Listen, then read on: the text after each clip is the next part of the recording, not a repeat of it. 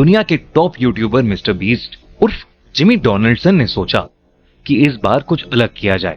किसी वीराने जंगल या आइलैंड के बजाय मिस्टर बीस्ट ने डिसाइड किया कि वो इस बार अपने दोस्तों के साथ दुनिया की सबसे हॉन्टेड माने जाने वाली जगह जाएंगे और वहां वो अपनी टीम के साथ 24 घंटे बिताएंगे। Tariq, Chandler, Connor, Chris, Josh और जेक इस चैलेंज के लिए तैयार तो थे, लेकिन डरे हुए भी थे। उन्होंने गोस्ट हंटिंग का इक्विपमेंट जैसे EMF meter, infrared meter, night vision cameras, ढेर सारी बैटरीज, फ्लैशलाइट्स और वॉकी टॉकीज पैक किए और चल पड़े ओहायो स्टेट पेनिटेंशियरी, अमेरिका का ऐसा प्रिजन, एक ऐसी जेल जो सालों से बंद पड़ी है और जिसे लोग दुनिया की सबसे हॉन्टेड जगहों में से एक मानते हैं। जेल के अंदर घुसते ही उन्हें समझ आ गया कि लोग इस जगह को इतना डरावना क्यों कहते हैं।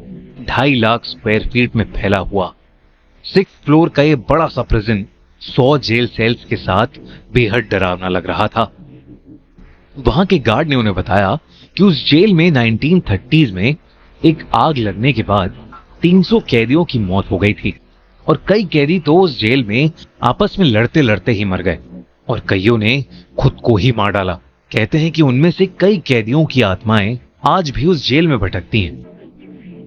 बल्कि उस गार्ड ने बताया कि उसने खुद कई बार जेल में अदृश्य शक्तियों को महसूस किया है। बल्कि एक जेल जहां कैदियों को अकेले रखा जाता था, वहां तो उसके एक साथी गार्ड की भी जान चली गई थी। उन्होंने उन सबको चेतावनी दी कि कोई भी एक दूसरे से अलग ना हो और कोई किसी तरह का उल्टा सीधा मजाक ना करे। और उसने कहा कि उस जेल के अंदर एक हॉस्पिटल और चर्च भी है जहां उन्हें भूल कर भी नहीं जाना चाहिए। मिस्टर बीस्ट और उनकी टीम ये सब बातें सुनकर थोड़ा घबरा तो गए थे, लेकिन फिर भी वो हिम्मत करके अपना कैमरा लिए अंदर चले गए। उनका मकसद था ये देखना कि वहां सच में आत्माएं हैं या नहीं, और अगर आत्माएं हैं तो उस जगह पर 24 घंटे बिताने का चैलेंज पूरा करना। जब उन्होंने अंदर जाकर अपने पैरानॉर्मल डिवाइसेस ऑन किए तो एकदम से बीप की आवाज आई और उनके ईएमएफ मीटर पर लाइट्स ब्लिंक करने लगी, जिसका मतलब था कि स्पिरिट्स उनके आसपास थीं। सब थोड़ा सा डर गए। प्रिजन के एक पार्ट को देखने के बाद वो मेन हॉल तक पहुंचे और अपना बेस कैंप वहां बना लिया, क्योंकि वो काफी बड़ा था और एंट्रेंस के पास भी था। फिर मिस्टर बीस्ट ने कहा कि उन्हें वापस अलग अलग होकर उस जगह को फिर से देखना चाहिए। डिसाइड हुआ कि चैंडलर, मिस्टर बीस्ट और जॉश हॉस्पिटल को एक्सप्लोर करेंगे और क्रिस, जेक, कॉनर और तारिक सॉलिटरी कन्फाइनमेंट को, वही जेल जहां कैदियों को अकेले बंद करके रखा जाता था। मिस्टर बीस्ट, चैंडलर और जॉश हॉस्पिटल की पुरानी लोहे की सीढ़ियों पर चढ़कर उसके कॉरिडोर में अपने ईएमएफ मीटर के साथ चलते हुए वीडियो रिकॉर्ड कर रहे थे। तभी उन्हें वहां एक कमरे में टेबल और एक पोस्टर का कटआउट दिखा जो एक पॉपुलर फिल्म का था। ये देख के वो दोनों उन मूवीज पर जोक करने लगे। तभी एकदम से चैंडलर के हाथ में जो ईएमएफ था उसकी लाइट ब्लिंक करने लगी और उसी मोमेंट पर मिस्टर बीस्ट को ऐसा लगा कि जैसे कहीं से कोई जोर का सायरन बज रहा हो।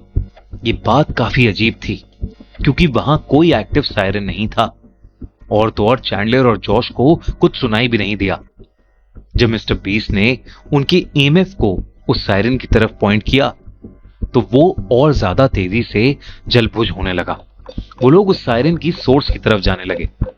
ईएमएफ मीटर और तेजी से ब्लिंक करने लगा था और एकदम से एक खुले कमरे के पास आकर ईएमएफ मीटर बिना रुके फ्लिकर करने लगा। जैसे ही मिस्टर बीस्ट ने कमरे के अंदर जाने की कोशिश की तो मिस्टर बीस्ट का सर भारी होने लगा, उसे चक्कर से आने लगे। इसलिए मिस्टर बीस्ट बाहर आ गया, पर मिस्टर बीस्ट को याद था कि सायरन की आवाज थोड़ा और पीछे से आई थी। वो उसकी तरफ बढ़ने लगा। उन तीनों को रियलाइज हुआ कि वो इतनी देर घूमने के बाद एक सर्कल में ही घूम रहे हैं, जो कि बहुत अनयूजुअल था क्योंकि उन्हें याद था कि वो बार बार एक दूसरा रास्ता ले रहे हैं। वहीं तारिक, क्रिस, जेक और कॉनर सॉलिटरी कन्फाइनमेंट ब्लॉक के अंदर थे। ये वो जगह थी जहां कैदियों को बिना पानी और खाने के अकेले तड़पता हुआ छोड़ दिया जाता था।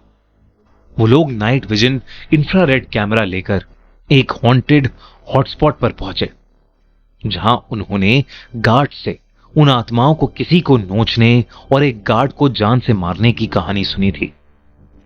एकदम से क्रिस का सर भारी होने लगा और उसे सांस लेने में तकलीफ होने लगी। जेक, जो उस कमरे की डरावनी चीजों को देख रहा था, अचानक से जोरों से चिल्लाने लगा। जेक को वहां एक अजीब सा काला साया दिख रहा था जो उसकी तरफ ही आ रहा था। जब बाकी दोनों जेक की चीखें सुनकर उसकी तरफ मुड़े तो उन्हें भी वो साया अपने पास आता हुआ नजर आया, लेकिन फिर अचानक ही वो हवा में कहीं गायब हो गया। उन लोगों ने आपस में जब उस साये के बारे में डिस्कस किया तो तीनों बहुत घबरा गए। तभी जेक को महसूस हुआ कि उसके बगल में खड़ा कोई सांसें भर रहा है, लेकिन वहां कोई भी नहीं था। और फिर अचानक से वो काला साया उनके ठीक सामने आ खड़ा हुआ और उसे देखते ही वो तीनों चिल्लाते हुए वहां से भागे और वॉकी टॉकीज पर अपनी टीम को डरते हुए ये बात बताने लगे। मिस्टर बीस्ट, चैंडलर और जॉश ने उनकी बातें सुनी, लेकिन उन्हें लगा कि वो लोग मिस्टर बीस्ट के साथ कोई प्रैंक कर रहे हैं और उन्हें डराने की कोशिश कर रहे हैं। पर फिर उनके बीच में बात करते करते ही उस वॉकी टॉकी से एक बहुत ही ज्यादा अजीब सी आवाज सुनाई दी और वॉकी टॉकी बंद हो गया। उस जेल में एक पुराना चर्च भी बना हुआ था।